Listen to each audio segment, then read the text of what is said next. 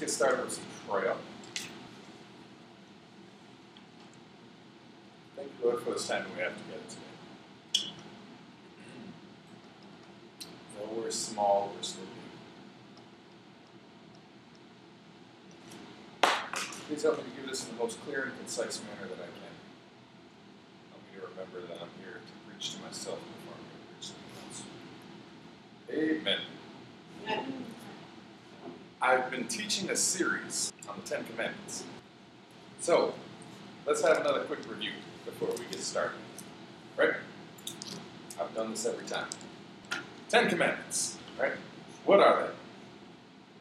Rules. Rules, that's right. They were a set of rules to help govern the nation of Israel. It was the law. There's that. They were referred to as the law of Moses, as Moses gave them to us from God out in the middle of the desert. That was kind of cheap. Right? But we have to remember that now that we're in the middle of where we are right now in time, as it is with our walk and with our Christianity and our faith and whatnot, we strive to have a relationship with God, right? And relationship isn't built on rules and regulations. This was way back in the day. And way back in the day was a tumultuous time for the Israelites, so they needed rules, something a little bit more strict, that on which everyone could focus. They were a means by which to maintain a practical righteousness for God. They were, like we learned in the last one, the Ten Commandments were the boundaries that God set for the Israelites, right? They were the beginning of the relationship. They were setting up a mutual respect between the two parties in the relationship, right? What's the analogy I used last time? Come home and tell your lady that you just started dating. All right, baby, I'll be back later tonight. Me and the guys are going to the strip club. She says, no, you're not, right? I don't think so. Well, it used to be okay with my last girlfriend. Well, why don't you go spend some time with her? We all know how that ended, right? Because there's got to be a mutual respect between one another. She's got to set up the boundaries. You have to hold up your end of the bargain so I can hold up mine, right? So, those are our 10 Commandments. We are now no longer under law but under grace. But it's not that the 10 Commandments are obsolete. It's not that the 10 Commandments are no good or useless or unnecessary, anything like that. They've changed a little bit. Kind of like the difference between just dating and being married to someone. The boundaries still matter. You just have to they're just a little bit more subtle. They're a little bit more implied and not written out in stone, like these quite literally were. Right? So, first commandment. Anybody? You shall have no other gods before me. Thou shalt have no other gods before me. How did we translate thou shalt have no other gods before me? Don't have anything else in the way of God. Yes. Anything else? Love. Love the Lord your God with all your heart, with all your mind, with all your soul. No, I'm in a different translation. We learned that. Right, exactly. No other gods before you was love. We learned love and we learned compassion from the first one. It wasn't God had said, okay, I'm the only thing in your life. It was that we have to break it down and understand that when God said that, what it is Him telling us to make sure that no matter what's going on, He's prioritized. It doesn't mean that you can't hang out with people who are not Christian. It doesn't mean that you can never watch TV, you can only read your Bible. It doesn't mean that you can't spend time with your family, you only have to be studying the Word. It means that you can't let those other things get in the way of God. Right? You can still have friends who aren't Christian. I have a lot of them. You too. It was a very difficult thing to do, mostly because there are two subsets of the law. You have the first one that we're going through, and right now, and we're finishing up the first set for today. The first set is God. The first 4 of them. The last 6 are men. Thou shalt have no other gods before me. Remember the Sabbath and keep it holy. No idols. And anybody remember what the last one was? No, the Sabbath is today. Sabbath is today, right? So it was no other gods, it was no idols, and it's... Remember the Sabbath. Oh, No, that's number it. 4. What's number 3? That's number 3. What's number 3? Honor your mother and No. No other gods before me. God's name. Yes, thank you. No other gods before me. No idols. Don't take God's name in vain. And the Sabbath. Honor the Sabbath and keep it holy. Those are the 4 that have to do with God. The other ones: don't murder, commit adultery, steal, bear false witness, or covet, and honor your father and mother. Those other 6 are to men.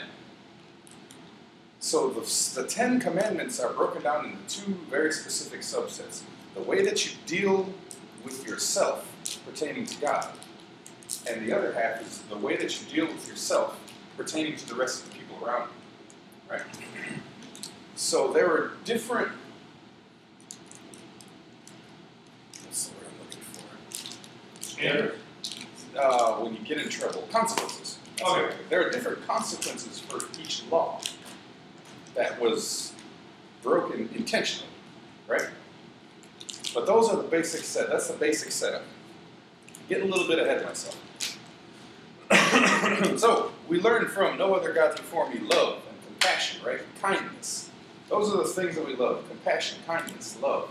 From the first one, we learned that if we love God, then He loves us back, and love comes with there's love reciprocating. Love comes out around us and around everyone, right? And you learn to be compassionate towards one another when you love God, because you love God and God loves you back, and there's that communication back and forth, and you feel good about yourself, and you just exude this love around to the people around you. What did we learn from no idols? Oh, come on, folk, where are your notes? Give it to me.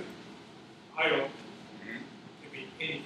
Right. An idol can be absolutely anything that you put in place of God. Limits. We learned our limitations, that we have to put ourselves, we have to have a level of self-control within ourselves. We learned that God said, He didn't just say, you guys remember the plaque, right? Mm-hmm. We talked about this last time. You remember the plaque now. Mom had one in her wall in the hallway when we were kids. Yep, and now it's above the kitchen. It was a wooden plaque, and it had a piece of metal that was shaped like stones. Thou shalt have no other gods before me. And every time I read it, I imagined that big booming voice. You guys remember the Charlton Heston version of the 10 Commandments? Yeah. Thou shalt not worship any graven images. I should not. Thou shalt not. And there was this giant stream of fire. My grandma's place, it was God, his face with a huge beard, and his hand was like almost 3D with a finger. Like that. And I remember seeing that when I was little, like, I didn't know that. Yeah, it's scary. Yeah, it's scary. I was terrified of church when I was a kid. Thunder and I fire was. come out. I was terrified of church when I was a kid, because all they used to tell me was every person is a sinner, and every sinner is going to hell, and God is coming soon. Those were the 3 things that you learn. And when my childhood logic that I deduced, well, if everybody's a sinner, and sinners are going to hell, and God is coming back tomorrow, I'm pretty much hit. Right? That's all I had to go on when I was a child. I wasn't really taught that there's a back and forth between you. I wasn't really taught that there was something deeper. And maybe there were some subtle hints here and there. But for the most part, I really wasn't taught that. And I didn't grasp anything other than the fact that God was coming, and He was coming for me because I'm a sinner. And that's just about it. Right? Come on, church, we don't That's exactly what it was. And boy, could the pastors that we used to hang out with preach up some fire and brimstone, let me tell you what. They used to tear it up back in the day. So, Mom was right there with him. He's right, you know. Really? So, we also learned from no idols. We learned faithfulness. Faith, right? It says in the scripture, it doesn't say on the plaque, this part, but it says in the scripture that thou shalt make unto yourselves no graven images, thou shalt make no idols that are in the form of anything on the sky above you, on the earth around you, or on the water underneath the earth. Right? Don't make it look like a fish, a cow, a pigeon. Don't make it look like an eagle, a dragon. None of the things that we can see. And when you study that a little bit deeper, what that is it's telling us You can't see God. What? You can't see God. We can't see God, exactly. God is not something that can be perceived by the 5 senses that we have. can't see him, smell him, taste him, touch him, or hear him. He's bigger than the five senses that we have, right? So if we need to see something, if you need to see an eagle or a calf or a fish or a dragon, if you need that in front of you, or even a picture of a person, if you need it, even that cross, if you absolutely need to see something before you can have God, then you're limiting God because you're limiting your own faith, right? Faithfulness. We also learn kindness from the items. We learn that God can interact with us as often as we want him to, but if we put him in that box, then we limit our interactions between God. We limit God's ability to intervene on our behalf. Right? So we learn these things from the idols. Next thing that we learned, what was number 3? Just said it, come on. Blasphemy. Blasphemy. Lord's name in vain, right. What did we learn from that one? Saying she's tearing it up, isn't she? She didn't even have her notes. Have respect. Have respect. Respect for God, that's right. You have to respect God. We learned, remember I talked about my nieces. When I say, one of them is taking my drink, and the other one says to the little one says to the big one, don't take that, that's Jerry's drink. That invoked my presence, that invoked my position, that invoked my stature, that invoked my temperament into the conversation. Without me even being there, exactly. So it wasn't a question of whether or not Desiree was really thirsty. It was a question of whether or not Desiree respected me in my home enough to wait to quench her thirst with my drink. Right? I remember this one. You're trying to make a point for like 15 minutes, but all we can remember is she drinking. And what happened? Yes, it's racist. Not to say yes. Yes, she did know she drinking my drink. Of course she did. So we learned respect from that. Beyond that, we learned that with that respect, just like the way that my position was invoked into that situation, had she stopped, she learned a level of self-control and of patience because of the respect that she had. We learned at the very end of that sermon that the base foundation of that law, the base foundation of that rule, number 3, was to have respect for God so that when something comes up, you can step back from the situation and let the respect that God commands himself to take care of the situation around you. Right? That's great. So, we're going to move right into the next one. Number 4 today is You just said it. the Sabbath, right. It took a second for Paul to get it still. Honor the Sabbath and keep it holy. Let's go on to trusty old Exodus 20. Let's just start at the top. The 10 Commandments. Then God spoke all these words. Again, I'm reading out of the New Century Version. I'm the Lord your God who brought you out of the land of Egypt where you're enslaved. First one, you may not have any gods except me. Right? Number 2, the first one was, we learned prioritization, love, compassion, kindness, right? Number 2, you must not have any other gods except, you must not have any gods. Number 2, you must not make for yourselves an idol that looks like anything in the sky above you, or on the earth below, or in the water below the land. You must not worship any or serve any idol, because I, the Lord your God, am a jealous God, and if you hate me, I will punish your children, even your grandchildren, and your great-grandchildren. But I show kindness to the thousands who love and obey my commandments. Right? Number 2, we learn to be faithful, and we learn kindness. Right?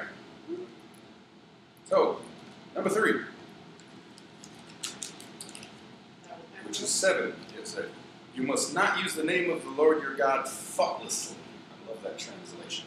Thou shalt not take the name of the Lord thy God in vain. Don't use the name of your Lord your God thoughtlessly. Right? And from that one we learned respect. We learned self-control. We learned patience. Right? Let's see.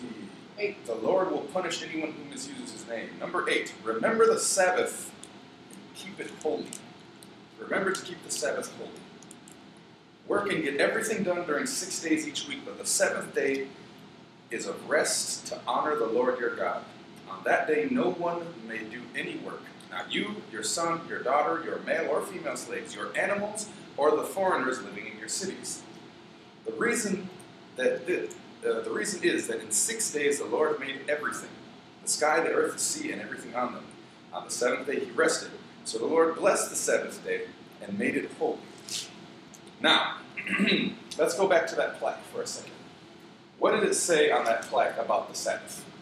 It said one statement, and it was, honor the Sabbath and keep it holy, right? Honor the Sabbath and keep it holy. 7 words. One sentence. There's like 6 sentences in this right here, right? That's a lot more than that's what's in that thing, right? So we got to get into it. We got to break it down a little bit.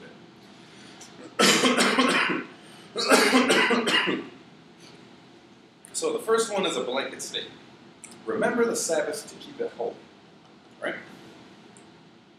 And then God gets into it. Work to get everything done during 6 days each week. But the 7th day is to rest and honor the Lord your God. On that day, no one may do any work, son or daughter, male or female slaves, animals even. Even the animals are supposed to relax, right? Everything's got to rest. And why? God gave an example. He said, I was able to do everything in 6 days. And then I chilled on the 7th day, right? You guys can figure out a way to make this happen. It's pretty much what he's getting at. Nobody, not even the people who don't respect or don't bow to the authority of God, people of other religions, the foreigners in the city, people who don't even know about it, they shouldn't be made to work, right? You're not supposed to do anything. You're supposed to relax.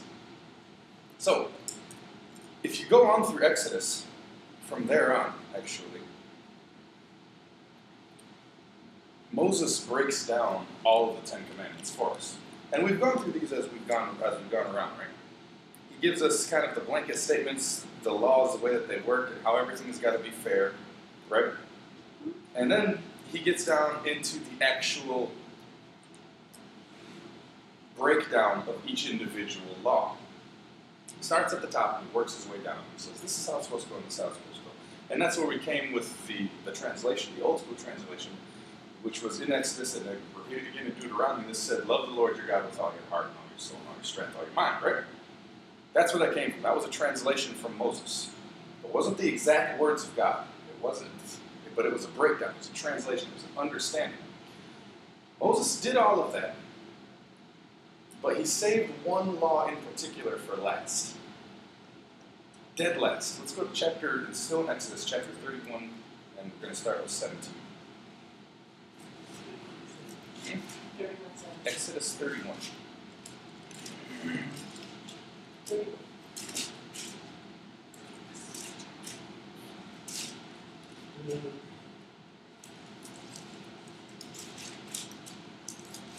So, in this one, just before this, what happens is,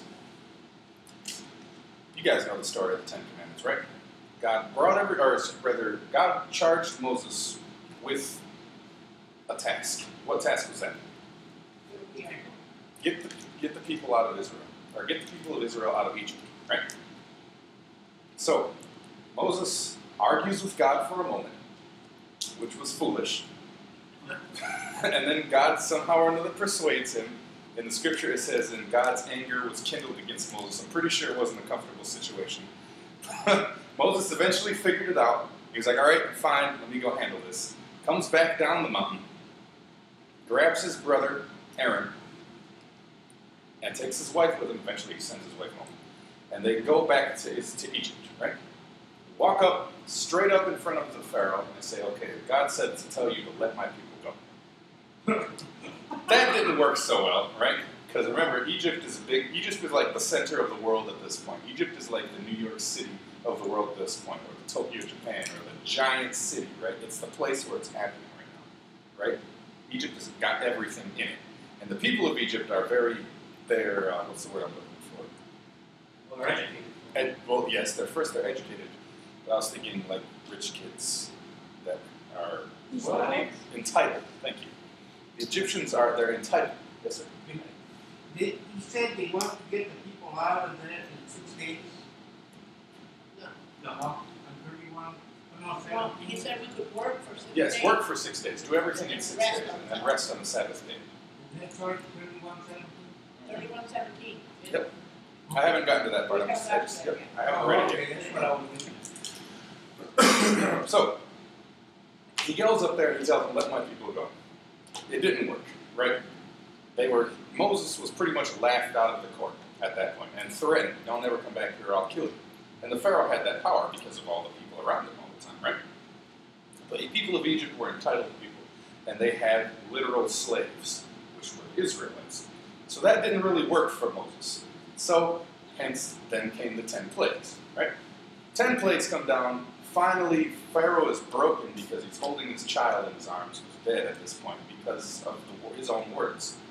It was by Pharaoh's own mouth that this happened, right? Like, what are we going to do? There's going to be a final thing. Pharaoh was like, okay, well, you can go ahead and kill the firstborn, like, which was reminiscent of what Pharaoh did way back in the day for the children, right?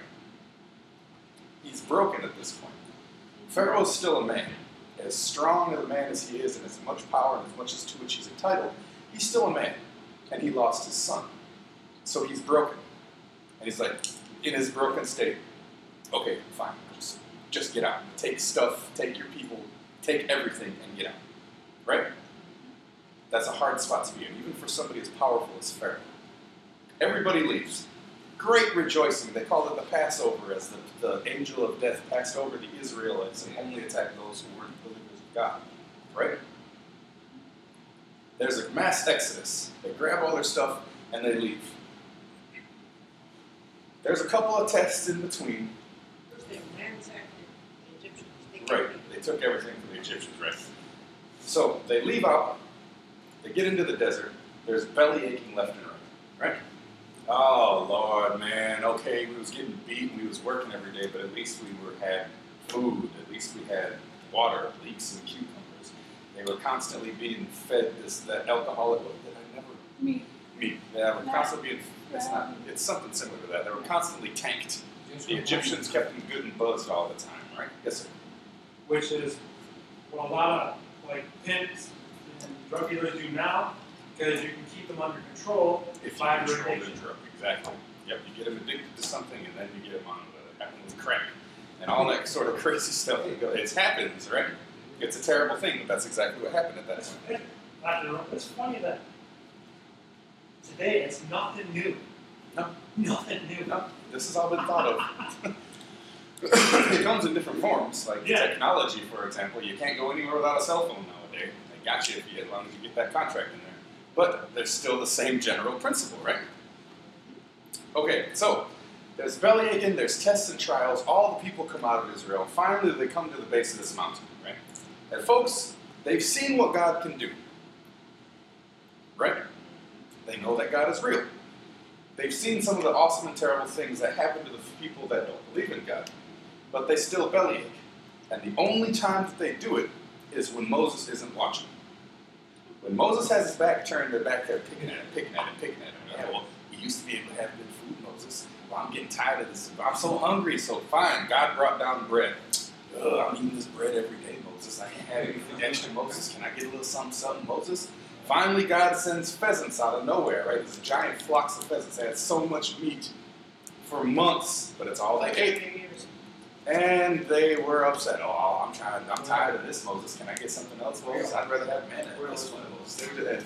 Moses, I just imagine Moses standing there, walking tall, doing this thing, and these people back behind him. Why don't you do this, Moses? What's wrong with you, Moses? Why? And then he turned around, knock it off! And I'm sorry. Okay, just do something, right? I was like, fine. This is what we're going to do. You want water? Drink it. Right? So, all of that pick, gets to the base of Mount Sinai. And Moses walks up to the top of Mount Sinai. Right? And he's up there for a while, for 40 days. And in that 40 days, Moses isn't around. So what happens? Then the cats start picking and making noise and arguing and bickering, and they make a calf, right? They make this giant golden calf, and they start worshiping the golden calf at the base of the mountain.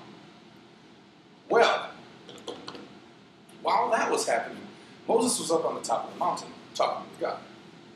And in those 40 days, Moses was given these commandments, right?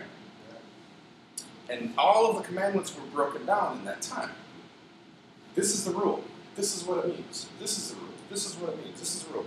In Exodus 31, God is breaking down all the things that were happening, right?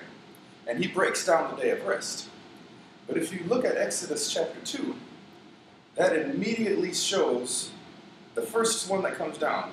The people saw that a long time had passed, and Moses had not come down from the mountain, so they gathered around Aaron and said, "Lead us, the man who lead us out of Egypt." And the first thing in chapter 2, what they're doing is they're starting up this dissension. Right? So, in chapter 31, we're about to read, all of the 10 Commandments were broken down. But in chapter 31, which is the chapter right before he comes down, this is the last of all the 10 Commandments being broken down. This was saved for last. And in particular, you learn I've studied a lot of communication in school and whatnot, and I use it all the time when I'm at work. When you have something that you want to tell to someone, you say everything that you're going to say, and then you make a really strong statement at the end.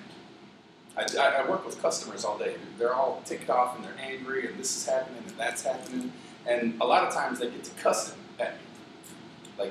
We work through email, and they cuss and they yell, and I don't know what the fuck is wrong with you guys because you're picking up this and you're picking up that and all of, and there's just cursing and cursing, right? So when I get this ticket, the first thing I start with is, you're going to have to mind a professional tone when you speak to me. I'm not going to take that. Then I move into what we're going to do. And the very last statement that I make is, how would you like to proceed? So what happens is they get hit with me yelling at them. Don't talk to me like that. Then they hear, this is what we got to do. And at the very end, I say, how would you like to proceed? So at this point, what I've done is I've taken control of the conversation. Because in their head, all that they remember, the strongest thing that they remember is the last thing that I said. The strongest thing that they remember in their head is, how would you like to proceed? Okay, well, this is how I want to proceed. And they don't realize it, but in their anger and in their not paying attention, I've actually made them adhere to the way that I want the conversation to go. Right? You guys following me? Yeah. And that happened right here. All that stuff goes down in a row. All the commandments, all 10 of them. Don't murder, don't covet, don't adulterize, don't love the Lord. All of these things, and at the very end, the last one that's explained is the day of rest. It's a very important thing that we have to remember. And it's important. We learned that its importance is exemplified in Jesus. God is a great being, right? God is an amazing, giant thing, all-powerful, all-knowing, all-understanding, gives us everything that we need, gives us everything that we want, gives us the things that we need, spanks us when we need spanked, right? Created the universe, right? Everything that we know and understand and can possibly even attempt to contemplate, attempt to explain, is all His design, and it can be wiped away. But God came down in the form of a man, so that He could adhere to the rules and regulations of men. And He did that so that we can try to walk like Him, and we can see it's possible. Despite what you have going on in life, it's still possible. Not even consider all the things that have to happen. It's still possible, right? And that's what we learn from this commandment. We learn rest.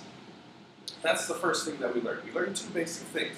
But the first thing that we learn is rest. We are human beings.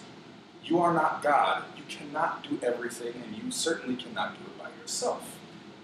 We learn that it takes rest for us to do these things. So let's start off with number 17, 31:17.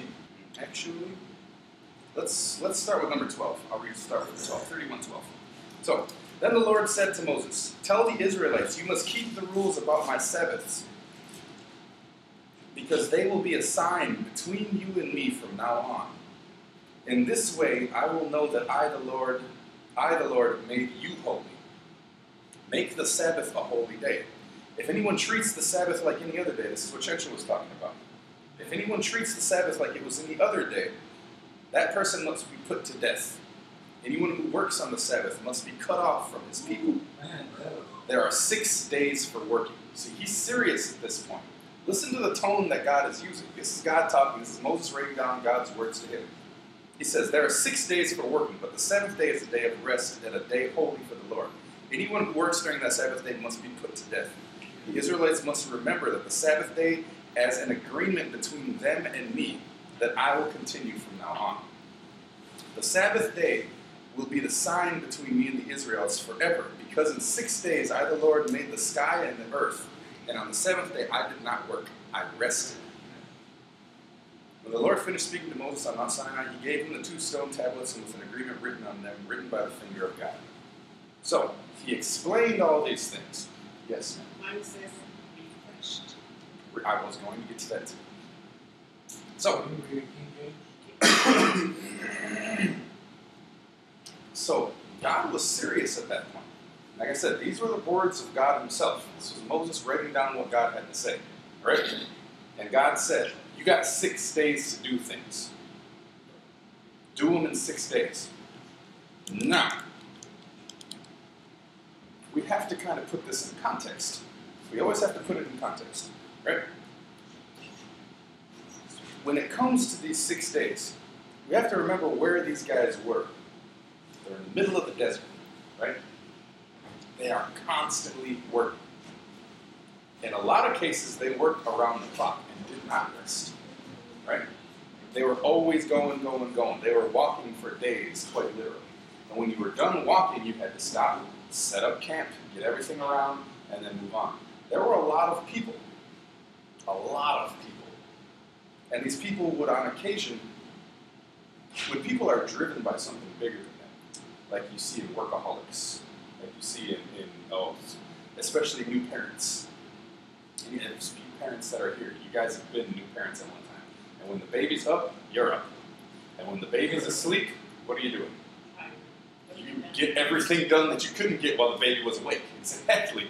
When they got a newborn baby, you don't have time for anything. The baby's up, the baby needs constant attention, right? When the baby's awake, the baby needs to be fed, the baby needs to be cleaned, the baby needs to be watched, the baby needs to be... All these things need to happen while the baby's up and around. And then when the baby goes to sleep, most of the time you don't get to rest. When the baby's asleep, now you're like, okay, constant baby stuff, and you turn around and there's a mess in the house. You don't have time to make bottles while the baby is in your arms screaming. So you got to make the bottle while the baby's asleep, right? You don't have time to take a shower while the baby's awake. So you have to jump in and you got to tag, all right, tag me in. I'm going in the shower. I'm going to get scrubbed off and get taken care of, right? And then you go back out and the baby's hopefully still asleep at that point so you can get some other stuff done. And then when that's done, you try to catch an hour or so of sleep. And what happens as soon as you lay down? Ah, the baby's awake. Exactly. Exactly. That's exactly what happens. So, that's how it was for these guys. They were constantly being pursued. They were constantly being attacked. They weren't in their promised land yet. And even when they got into the promised land, they had a lot of stuff that they had to do. Right? So they were always working, always moving, always going. But to make sure that everyone was healthy, there needed to be a way for people to take a break. Right? That's the first thing that we learned from the Sabbath. We are human beings. We live by the physical limitations of our human body, which is you need rest, so you have to relax on occasion. That's the first thing from the Sabbath. Let me go back for a moment go back to Exodus 20. I'm going to keep on moving. So, remember this and keep the Sabbath holy. Work to get everything done during the 6 days each week. But on the seventh day is a day to honor the Lord and rest. No one work. Not you, not your son, not your daughter, not your male or female slave, not anybody in the city. Everybody, even the animals, had to take a break. You can't beat your animals to death. Same as you can't beat a person to death. They had limitations too. They're not like they weren't cars back in the day, right? Cars, you could just start it up and go. Right? Even that dies. Run it all of that. What's that? Even those die. Yeah, and even cars go. But back in the day when you actually had an ox, right? Or a donkey, it had to eat and sleep and poop and go and all that stuff the same as a human being did, right? Yeah, right. Exactly. They had to rest too. So, God made everything on that seventh day. And then on those 6 days, and then he rested, right? So, in another translation, like the pastor had, it said that you will be refreshed, right? What is refreshed? Anybody, tell me, what is it? You guys know, when you take a nap, you go to sleep, and you wake up, and every once in a while, you wake up, and you're like, oh, man. Oh, hold on a second. Oh, I need my coffee, right? But you've all had that good sleep. You know what I'm talking about. Where you wake up and you're like, oh, okay, let's do this, right? Right? It doesn't happen for all of us, no. But it happens. And you get up and you're like, and you're just ready to go, right? Yes. When you're following along with God, God's got your back. When you do all those things and you take out that time and you relax, like God wanted his people to do, they wake up and they were refreshed and they were ready to go on for another 6 days of trying and treasure, right?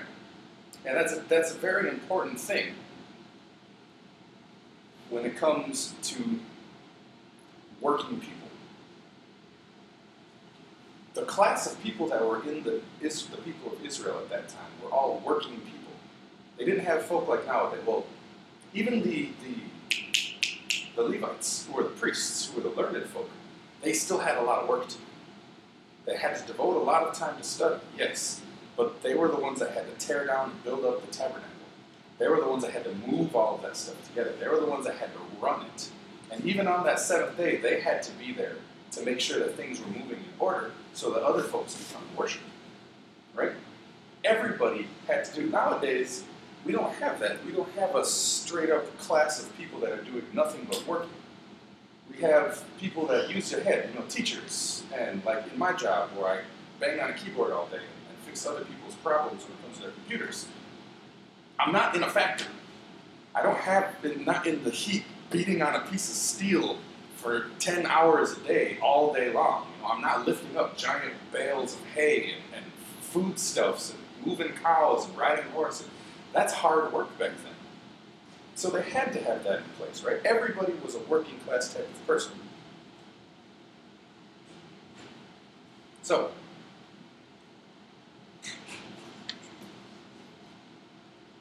let's keep going. Let's go to Philemon 1:7. That's a book for Carla to get into. Yes, it really is. It's in the New Testament. Philemon 1:7. Have great joy and comfort, my brother, because the love you have shown to God's people has refreshed them. And the King James Version says, so we have great joy and consolation in that love, because the bowels of the saints are refreshed by thee, brother.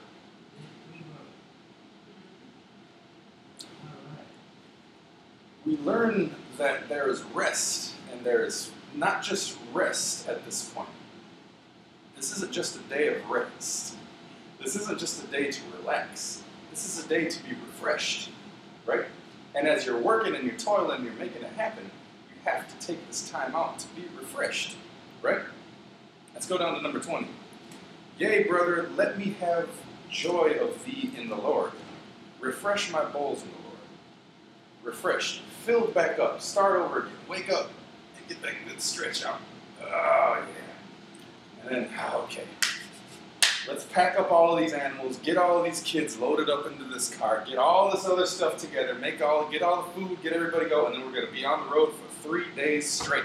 We might get a chance to eat and poop at some point, right? It was a rough time. It was a rough time, and you had to have rest. Well, that a picnic, wasn't it? Right, yeah. No, there wasn't time for picnics.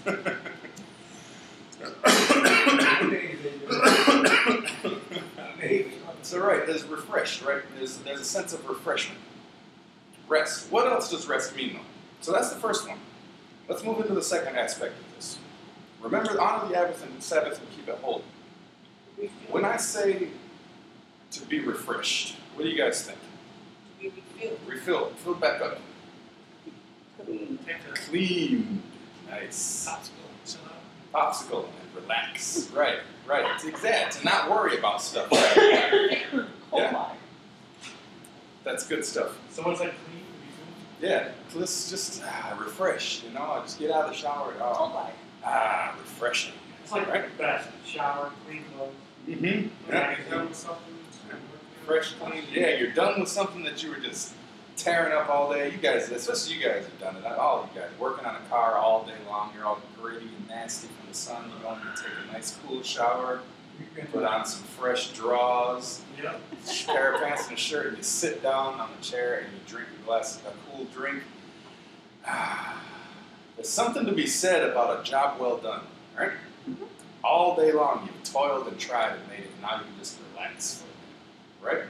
And you feel content. Let's turn to Hebrews 3. We're going to start with 7. Hebrews 3, and we're going to start with 7. Refreshed, chillaxed. No cares. What's another word for that one? Chillax. Yes, chillax. To chill and to relax. It's chillaxed. Shine. That's right. What else? What else? Come on. Give me some other words. What do you guys think about that? You're just okay. What does Brad say? Shining? Shine. Content. Peace. Contentment. Just general happiness. My brother calls it extra piggy. Extra what? Extra piggy. Extra piggy? Yeah, pig likes to relax. Pigs likes to relax. Extra piggy. Yeah, I think about my dog. She just lays on the couch. Man, you make it look so difficult to move from that couch to that couch. God. Right? Just relax, at peace. I talked about this last time I preached on this 2 times ago, something like that. I talked about happiness. You guys remember my sermon on happiness? Contentment, right?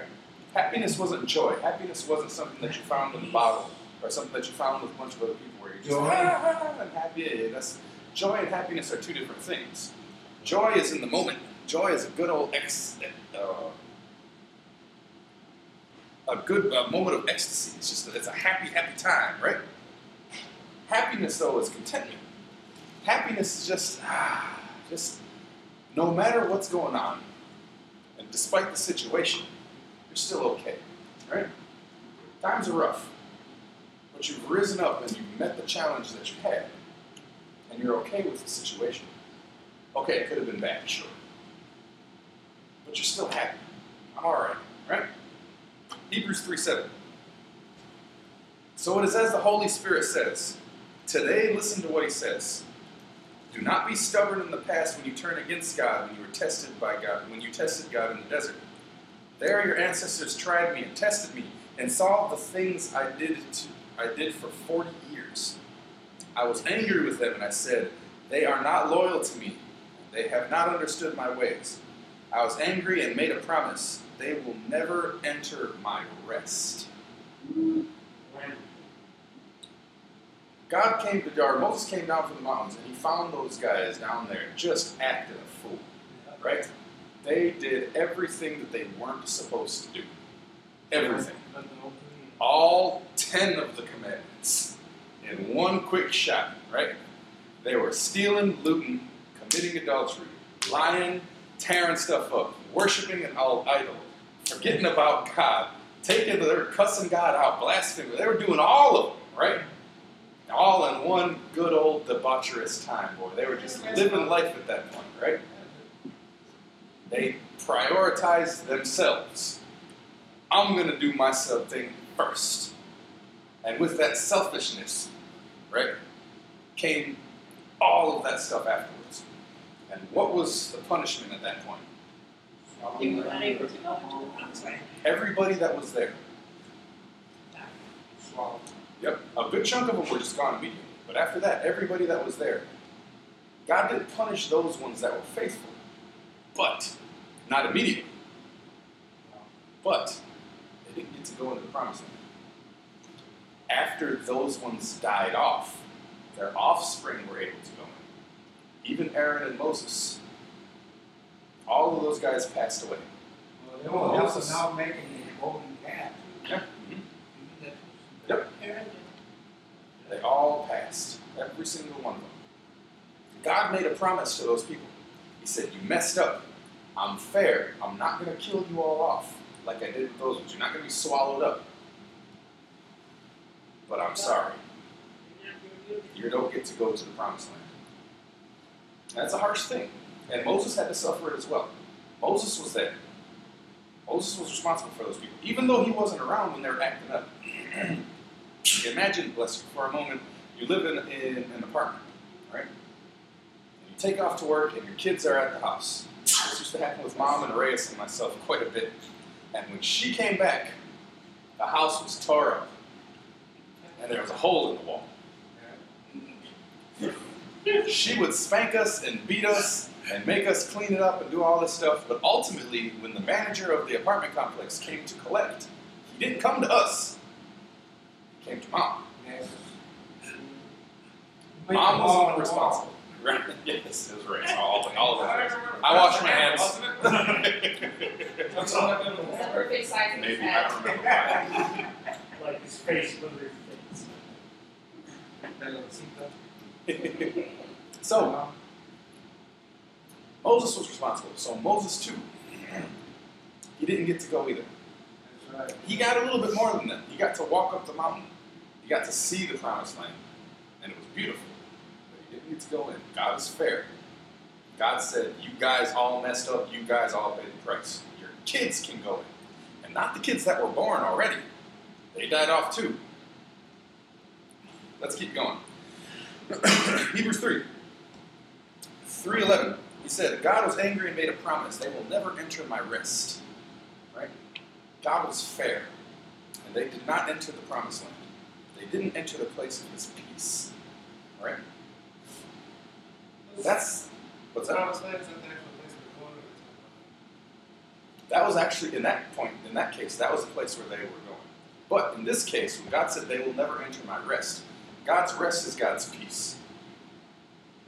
He said, come to me, all ye who are heavy burdened, and I will give you rest. Right? My yoke is light. We learned that when I taught on happiness, we learned that too. There's a peace when you realize that the world is a heavy place and you can't hold it up by yourself. Right? And you give it up to somebody that can hold up to it. Somebody that can sustain all that weight. Yeah? So, we're going to move on. We're talking about peace. We're talking about rest. We talked about Jesus too. So there's not only the idea of relaxing, the idea of taking time to recuperate so that you can move on, so that you can move forward. Rest your animals so that they can keep working. Rest your weary bones so that you can stay up, right? But that peace is something inside of us as well. It's not just our physical body that needs rest. Our physical body needs rest. Like I said, remember, all of these rules and all these regulations are the same thing to which Jesus was subject. Jesus had to rest the same as you did. But there's something else that we learn from them. When we think about rest, what do you guys think about? Sleep. Sleep. Just getting your feet up and relaxing, right? When I say rest, do you think about you sitting down like when we were kids? Sleeping. When you think about rest, do you think about when we were kids? You sit down, you put your feet up, and you're mom, right? Is that rest? That's not rest.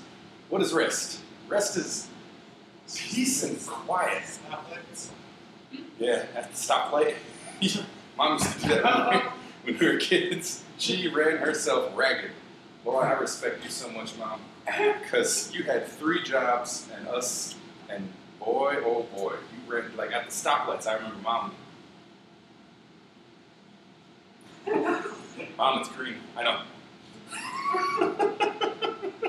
Right?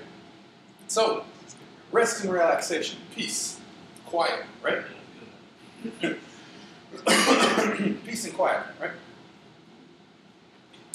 Peace and quiet often happens by yourself. Right? The last part of this commandment is more than just relaxation. When those guys were busy, the Israelites back in the day, they had to focus on what they were doing. A good long time was spent building the tabernacle, and that had to be built to exact specifications. When you're in charge of a lot of people, you have to be focused on what they're doing. Otherwise, they'll start going off on their own. When you have all of those people to do. That's a very intense job. And you have to maintain focus. And when you're focused on that one thing, you lose focus on the things around you. And on occasion, we lose focus on God. We only have 5 senses. And our mind is set on seeing, hearing, smelling, tasting, and feeling all of these things that are around us, and we lose track of the big thing. We're limited by our body, and God knows that. So God said, you work and you work and you work and you work, and you take that last day to relax. But He didn't say that you take that last day to do nothing. What's that? He didn't say that you take that last day to sleep all day. He said, don't work and keep it holy. Take that last day to pay attention to me. 6 days you got to do everything. On the last day, let your body relax and spend time with me. Let's go next to Luke 6:11. Ready? Luke 6:11. The Pharisees and the teachers of the law were very angry, and they discussed with each other what they could do to Jesus. Okay, so what happens at this point is Jesus is doing his thing. He's going around and he's healing people, right? Jesus is walking around. He goes to other folks, and he comes up to this guy who's got that messed up hand, right? It's all deformed and broken and beat up, and it's all messed up on him. It's withered, right? So he had the kind of thing going on where it was all mangled. It's a little hand. Yeah, it's a strong hand. Right. So, he heals it, right? And the Pharisees see it, and they're ticked off at Jesus. Man, we got to grip this guy. He can't be stronger than that. He's only 30 years old. He's a pup compared to these guys who are in their 60s that have been studying the laws their entire life, right? So they go to think about it. So, Jesus goes to choose the 12 apostles directly after. So they're scheming. Number 12. At that time, Jesus went off to the mountain to pray, and he spent the night praying to God. This happens a lot. You see this over and over and over and over. That's the important key thing right there. Jesus went to the mountain to pray. Jesus went off by himself. And then in the morning, when the followers came to him, he chose all 12 who were going to be named apostles. Jesus was always praying. Jesus would get up, he would work his miracles, he would do his thing, he would teach and preach, and get people roused up and ready to do what they're doing. And then, while everyone else was asleep, he would go off and pray somewhere. Jesus was raising up a baby church. Just like I talked about an infant earlier, when you're raising up a baby, you don't have a lot of time to sleep. So Jesus spent that time in communication with God. That's the next part of this Sabbath day. God said he made the Sabbath holy, and he did so for a reason. Because when you're working and toiling and trying, you cannot put yourself to focus on God all the time. It's hard. Life is hard. Work is hard. And God knew it. And God experienced it in Jesus. He himself came down and he realized, this is tough. I used to be able to go everywhere and see everything and know what was going on, but now I'm in this human form. And he's got to deal with that. Imagine being able to do anything and everything, and all of a sudden you're stuck as a human. And when you cut yourself, you bleed. And when you stub your toe, it hurts. You know? He had to sleep at that point. But he was raising up that baby church, so he didn't let his body rest like he should. Jesus, I believe Jesus was powered by the Holy Spirit, but if he wasn't, he'd be tired. That's a long 3 years, man. That is a long 3 years. Just like a newborn infant's parents. Jesus had to live like a human being. That's a hard thing for a God to do. For God to have to be a human is tough. Because you're limited. Whereas before, it didn't take anything. But now, not only do you have to try to listen to these guys, but you are one of these guys. You know? It's mind-boggling if you think about it for a moment. Let's go to Mark 1:35. You know what? Let's start with 29. Mark 1:29. As soon as Jesus and his followers left the synagogue, they went to James and John in the home of Simon. Simon's mother-in-law was sick and in bed with a fever, and the people told Jesus about her. So Jesus went to her bed and took her hand and held her up, and the fever left, and she began to serve. That evening after the sun went down, the people brought to to Jesus all who were sick and had demons in them. The whole town gathered at the door of this lake. And Jesus healed many of them with different kinds of sicknesses and forced many demons to leave people. They would not allow the demons to speak because they knew who he was. All right, so here we go. 35. Early the next morning, while it was still dark, before everybody was awake, mind you, Jesus woke and left the house. He went to a lonely place where he prayed. Simon and his friends went to look for Jesus, and they found him. They said, "Everyone is looking for you." And Jesus said, "We should go to the other towns around here so I can preach there too. That's why I came." So they went everywhere in Galilee, preaching in the synagogues and forcing out demons. Jesus woke up before everyone else. Why did he get up before everyone else? Just like that baby, because he had things to do. The baby's asleep, you don't get to sleep. The baby's asleep, you get to do what you were supposed to do that you couldn't do while the baby was awake. Right? Exactly. And what is it that he had to do? He had to pray. Before he did it, he had to pray all the time. He was always in communication with God the Father, right? With the rest of himself. He was always praying. He was always in communication. That there is what we learn from this law, from this rule. Let's do it one more time. Matthew 14:22. I just want to hit on these points and really solidify it in you guys' mind. Immediately, Jesus told his followers to get out of the boat. He was into the boat. Sorry, he was on the boat and he was preaching to folks, right? So everybody tells everybody to get onto the boat and to go ahead of him and cross the lake. He stayed there and he sent people home. Right? He said, "All right, everybody get away." And after he had sent everybody away, he went by himself up into the hills and prayed. It was late and Jesus was there by himself. Jesus again separated himself from everybody so that he could communicate with God. Right? And that's what I'm getting at with this particular law. This is the last one between God for God. Remember we said, you break down the laws of the Ten Commandments into two basic groups. You have the rules that pertain to God, and you have the rules that pertain to men. Thou shalt have no other gods before me. Don't take the Lord, or don't worship any idols. Don't take the Lord's name in vain. And remember the Sabbath to keep it holy. Are the rules that we have that God put in place for the Israelites, for him. Remember me. Go out of your way for me. I'm the one that's got to be prioritized. I'll help you out along the way, but you have to have me first. Right? And the Sabbath day is not just to rest your weary bones, but it's to communicate with God. What do we know about the tithe? Spit it up, everybody. 10%. 10% of what? Everything. Everything. So that's what? That's, list off some things. 10% of your time, money, effort, energy, everything. Right? 10% of you. A chunk of you belongs to God. A chunk of the things that make you up belong to God. All right. How many hours are there in a week? Anybody? 70, no, hang on. 7 times 24, 168. 170-ish. Yes, 168 hours in the week, right? That's 7 days, okay? How many of these hours are we awake? How much does an average person sleep a night? 8 hours a night. So that's what you should. I said averaged. That's the average. That's how it's, but doctors say you should sleep around 8 hours a night, especially kids, sometimes more, right? Newborn babies, how often do they sleep?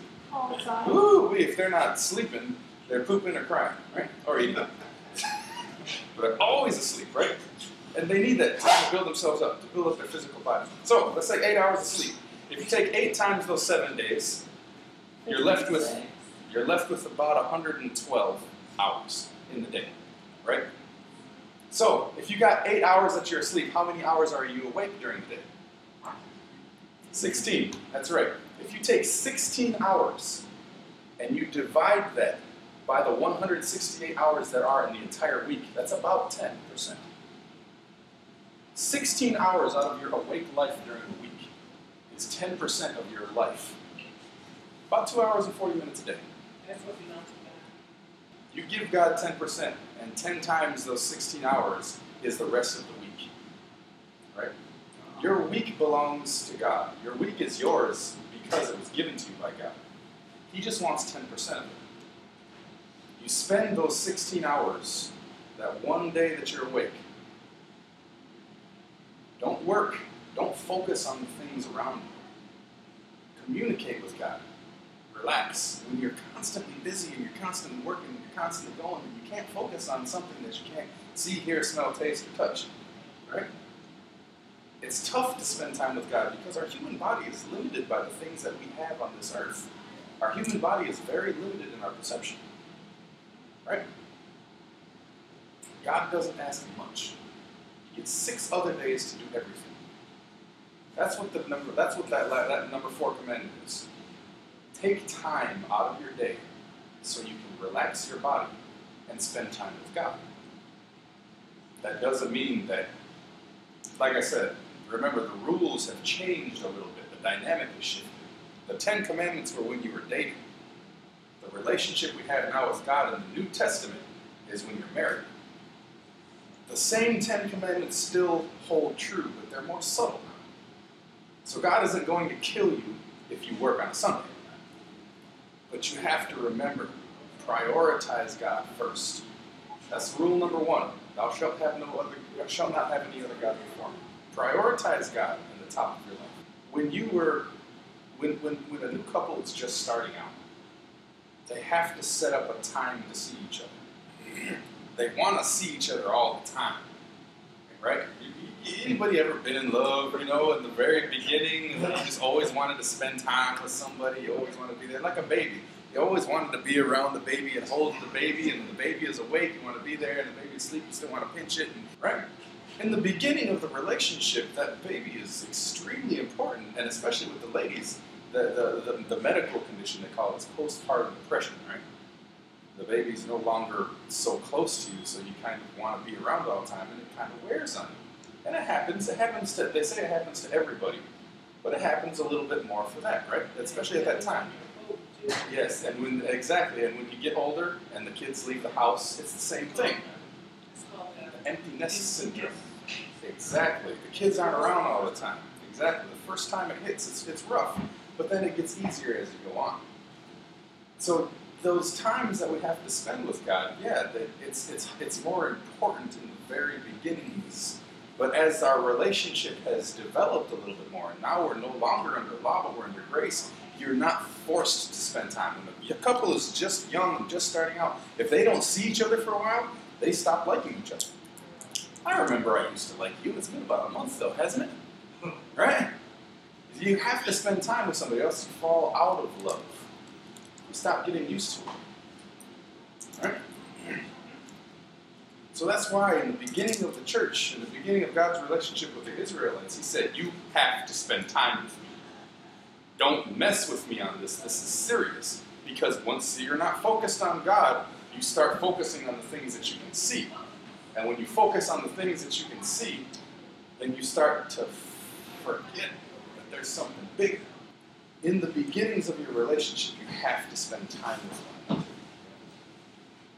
Later on, as it builds up, like I said, with that relationship again with the married couple that have a kid, you have to set up time for each other. Because that kid really takes a lot of your time. That baby takes a lot of your time away from you as a couple. And that happens a lot with a couple that has a child. They start to suffer, the relationship starts to suffer because they don't have enough time to keep up each other. Right? You have to set time apart for it. So, that's where we are with that one. Remember the Sabbath and keep it holy. Take time out not just to relax your body and your mind, but be refreshed physically and spiritually by spending time with God. He doesn't ask for much. Yes, sir? God said, I'll give you 6 days to do whatever you want, but seven is mine. And again, that doesn't mean you can't work on it. It's good. Yeah. Back in the day, it meant you cannot work on Sunday. We didn't have the 7 day, we wouldn't learn nothing about it. Exactly. Nowadays, it doesn't mean that you can't work on the 7th. It doesn't mean that you just have to sit there and stare at the wall. You can still get up and do it, but take time off for God along the way. That's what I had today.